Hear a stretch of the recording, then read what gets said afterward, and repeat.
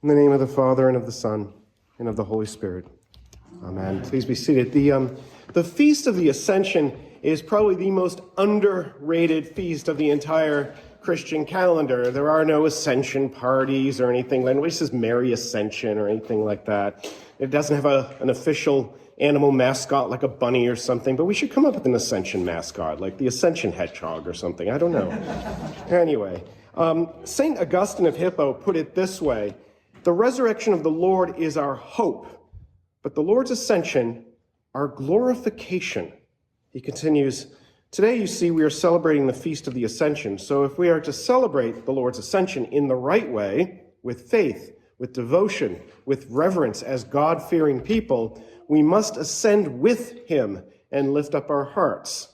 Now, what Augustine says about the resurrection, Easter, the empty tomb of Easter, being our hope, that seems to make perfectly obvious sense to me. I think every Easter homily I've ever preached, that has basically, hopefully, been the takeaway. Jesus is rising from the grave as a word of hope to you, that death no longer holds dominion over your life, and that the grave can't hold you any more than it can hold Jesus. That because you have died with Christ in your baptism, you will certainly rise with Christ on the last day. That is, after all, the Christian hope. But to describe Christ's ascension as our glorification, well, that seems a little trickier. And yet he's Augustine, probably the greatest theologian that the Western Church has ever produced, so I have to assume he's right.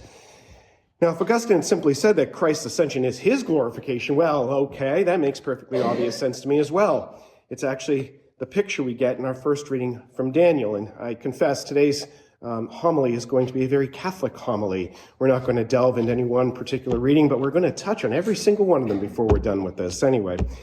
So the picture we get in our first reading from Daniel, the vision of the Son of Man ascending to his heavenly throne. Daniel 7:13 and following. I saw in the night visions, and behold, with the clouds of heaven there came one like a son of man. And he came to the Ancient of Days and was presented before him. And to him was given dominion and glory and a kingdom that all peoples, nations, and languages should serve him. His dominion is an everlasting dominion, which shall not pass away, and his kingdom one that shall not be destroyed. Even in strictly Orthodox Jewish interpretation, the picture here is the Messiah being presented to the Ancient One, that is to God, as he enters into his promised reign. And that's the same image at the very beginning of the book of Psalms, for instance. This is Psalm 2, where God is also depicted as sitting on his throne in his laughing, essentially, at all those who think to their chagrin that history is going to actually go their way, not God's way. And from that heavenly throne, he decrees in response to their laughter that he has set his king up in Zion. And that king, the Messiah, responds, I will tell of the decree. The Lord said to me, you are my son. Today I have begotten you. Ask of me, and I will make the nations your heritage and the ends of the earth your possession. You shall break them with a rod of iron and dash them in pieces like a potter's vessel. And that, of course, echoes the psalm that we all just read together a moment ago, Psalm 110. The Lord said unto my Lord, sit at my right hand until I make your enemies your footstool. The Lord shall send the scepter of power out of Zion, rule in the midst of your enemies. In a way, although it would take us too far afield here, the whole book of Psalms can be understood as a movement towards the promise and fulfillment of this image, the same image that we had in the passage from Daniel, the Messiah entering into his glorification and his entering into what is called session, his royal session, session just being a fancy $25,000 way of saying sitting down. So, anytime you have to use the necessary, it's just going in for session or something, and this sounds more fancy. Anyway, that's inappropriate. I'm sorry. See, never go off the script. Never go off the script. And in a way, the entirety of the Old Testament can be seen in part as filled with the promise of this image too. The image of the day when the Messiah will sit enthroned at the right hand of God, having subdued every enemy and having placed them under his feet. Indeed, it's the same image from that last chapter of Christian Revelation, Revelation 22, which we looked at just this past Sunday, which begins with, then the angel of the Lord, or rather, then the angel showed me the river of the water of life, bright as crystal, flowing from the throne of God and of the Lamb. Same image that we've been having all along here so far. God and the Messiah, seen there, understood there, enthroned at the end of all God's revelation, but now understood as God and the Lamb who was slain, as God and Jesus Christ, our crucified and risen Messiah, but now our crucified and risen and ascended Messiah, now seated on the throne. Indeed, this is the context for the whole book of Acts. Our second reading from Acts 1 sets the stage sets the terms for everything that's going to happen in the rest of the book. In verse 9 of our second reading from Acts 1, it says, "And when Jesus had said these things as they were looking on, he was lifted up and a cloud took him out of their sight." And then we get that conversation with those two men in dazzling robes talking about having been taken up into heaven, right? Following Daniel, following all the Psalms. In other words, Acts 1 isn't just kind of telling you what happened on last week's episode of the Gospel of St. Luke so that we know where we are in the story before the story of the church starts up in the book of Acts.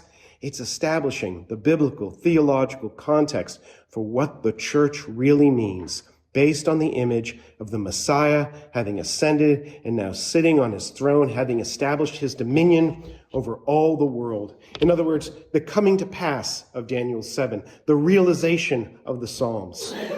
In fact, if you've been following along in evening prayer lately, you know that the daily readings that we're currently going through in the evening are from the beginning of the book of Acts. And you might have noticed that the early preaching of the apostles in these early chapters quotes Psalm 110, quotes Psalm 2, because that's the point. More than just having hope in the risen Christ, the book of Acts recognizes the glory of the ascended Jesus and the church's role in that glory, the church's participation in that glorification. In a couple Sundays, we're going to talk about Pentecost, the birth of the church, the coming of the Holy Spirit, the reality of the body of Christ in the church, spreading out to all the world, to the ends of the earth. The church is being, in Christ's words in Acts 1:8, my witnesses in Jerusalem and in all Judea and Samaria to the end of the earth. But today is the day to recognize the particular note that ascension and the session of Christ brings to that reality. That is the church as the divine instrument through which the dominion of the Messiah over all the world comes to pass. That where the church is, where the gospel is proclaimed and where the sacraments are administered, there the Messiah reigns. There the Son of Man has dominion. And yes, it's far from complete. It's far from the visible glory that one might have hoped for, that one might have expected from the imagery of the Psalms or from the imagery of Daniel 7. But the reality of Christ's dominion is no less real for its hiddenness, for its, at times, all too purely anticipatory character.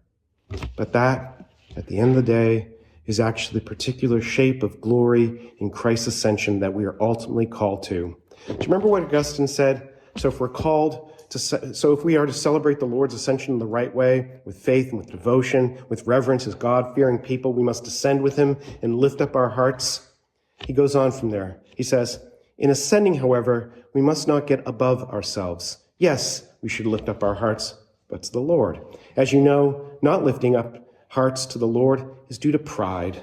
Lifting up hearts to the Lord is called taking refuge. After all, we say to the one who has ascended, Lord, you have become a refuge for us. The point is the knowledge of the ascension, even in this already fulfilled, but not quite yet fully fulfilled reality of the messianic hope of Scripture.